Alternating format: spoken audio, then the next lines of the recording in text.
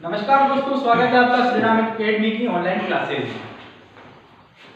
पिछली क्लास में हमने देखा था जो 9th क्लास की जो मैथ्स थी उसका जो फर्स्ट प्रश्नावली थी संख्या पद्धति, उसमें हमने उसका परिचय देखा था कि संख्या कितने प्रकार की होती है। जैसे प्राकृतिक संख्या किसे कहते हैं, परिमेय संख्या किसे कहते हैं, पूर्ण, पूर्णांक, अपरिमेय, भाज्य, अभाज्य, वो सारी चीजें देख ली थी। जो फर्स्ट प्रश्नावली है उसी के बेस पर हम उसको प्रश्नावली को करेंगे। तो फर्स्ट क्वेश्चन है अपना है, क्या शून्य एक परिमेय संख्या है? क्वेश्चन पूछ रहा है, फर्स्ट क्वेश्चन क्या है, फर्स्ट पॉइंट फर्स्ट का, कि क्या शून्य एक परिमेय संख्या है?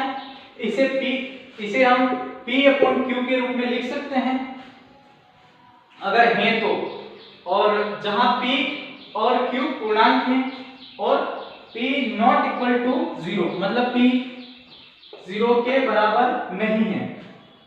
कुछ ऐसा क्वेश्चन दे रखा है, तो हमें पूछा है क्या शून्य एक परिमेय संख्या है? तो अपना आंसर क्या रहेगा? हाँ। क्यों? क्योंकि देखो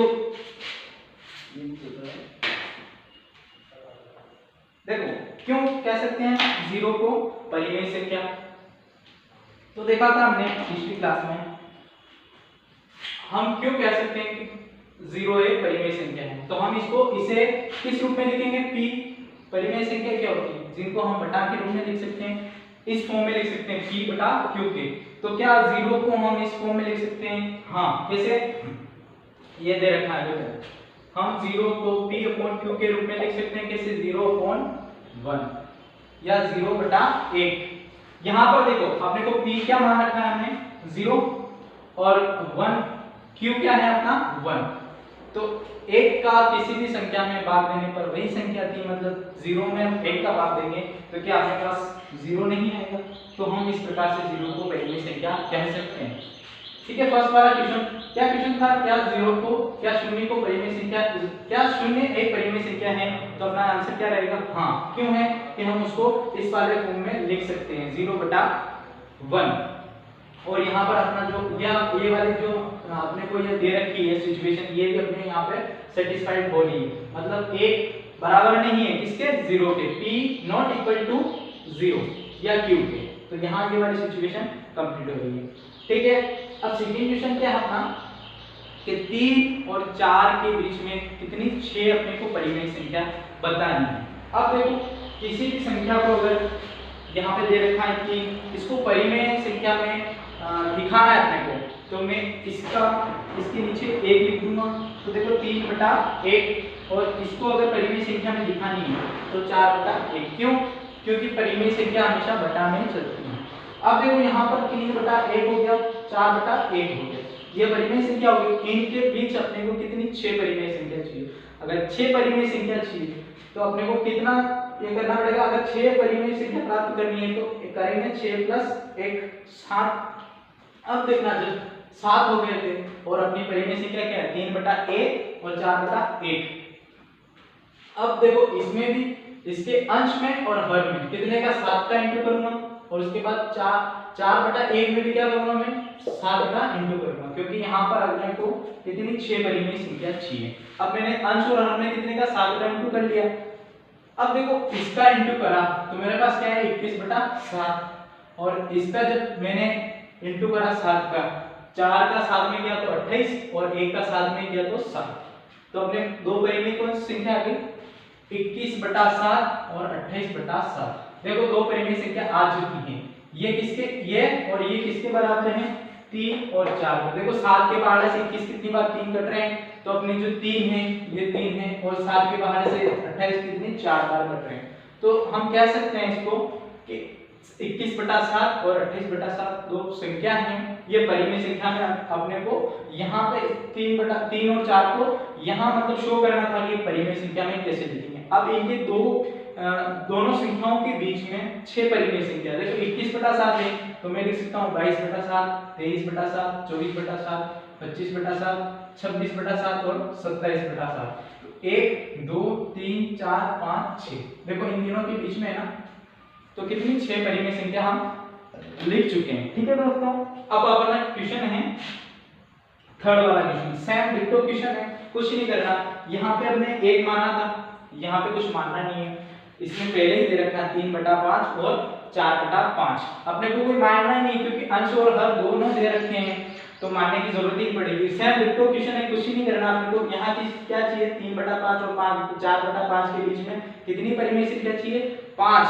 तो अपने क्या करेंगे, अंश और हर में कितने का 6 का इंटू कर देंगे। ठीक है, जैसे मैंने यहाँ पे 6 चाहिए तो 7 का इंटू करा, तो इसमें 5 चाहिए तो अपने का कितना का 6 का इंटू करना पड़ेगा। 6 का इंटू करेंगे, उसके बाद जो बीच की परिमेय संख्या है वो आसानी से निकल के सामने आ जाएगी। अब क्वेश्चन नंबर अपना है चौथा, ये आपको करना है। ठीक है दोस्तों, फर्स्ट पॉइंट फर्स्ट का।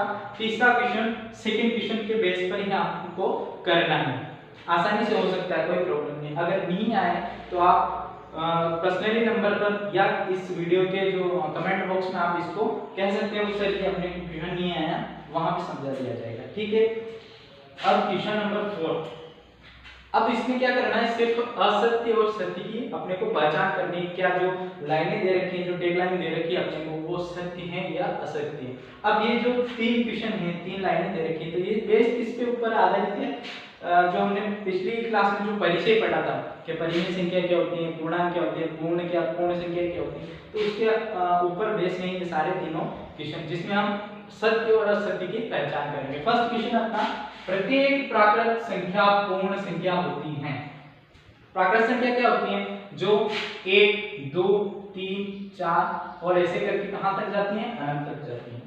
और पूर्ण संख्या होती है वो क्या होती है, 0 1 2 3 4 और 5 ऐसे करके यहाँ अनंत तक जाती है। तो देखो क्या दे रखा अपने को, प्रत्येक प्राकृत संख्या पूर्ण संख्या होती है। तो यहाँ अपने को देखने को मिलता है ये प्राकृत संख्या इसमें मिल रही है क्या, बिल्कुल मिल रही है। तो फर्स्ट क्वेश्चन अपना जो आंसर रहेगा वो क्या हो जाएगा, सत्य।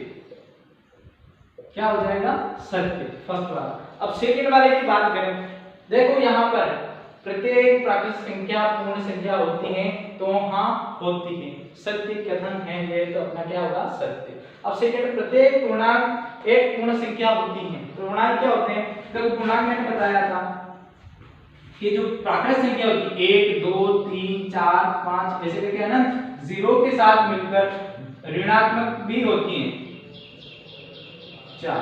देखो ऋणात्मक भी शो कर रही है। तो प्रत्येक पूर्णांक संख्या पूर्ण संख्या, क्या पूर्ण संख्या 1 0 1 2 3 4 ऐसे अनंत, क्या इसमें माइनस आ रहा है क्या, नहीं ना। तो ये कथन है, ये अपना क्या हो गया, असत्य। प्रत्येक पूर्णांक एक पूर्ण संख्या होती है क्या, नहीं होती है, क्योंकि पूर्णांक में क्या आते हैं, माइनस पूर्णांक, ऋणात्मक पूर्णांक भी होते हैं। तो ऋणात्मक पूर्णांक अपने पूर्ण संख्या में नहीं आते हैं। तो अपना जो ये वाली जो लाइन है, वो जो ये क्वेश्चन है, ये क्या है, असत्य। लाइन दे रखी है वो क्या है, असत्य।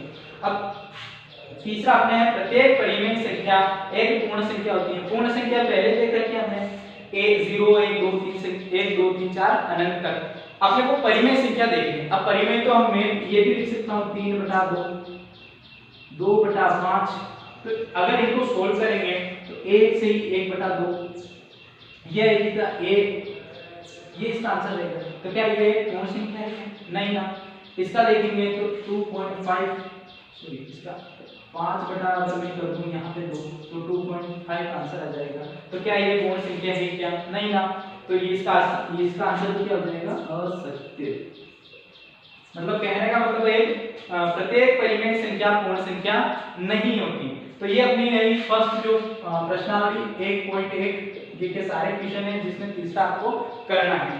अब नेक्स्ट क्लास में क्या करेंगे, फर्स्ट पॉइंट 1.2 के क्वेश्चन करेंगे। और अगर इसमें कहीं प्रॉब्लम आती है तो आप कमेंट बॉक्स में या पर्सनल नंबर पर आप कांटेक्ट कर सकते हैं।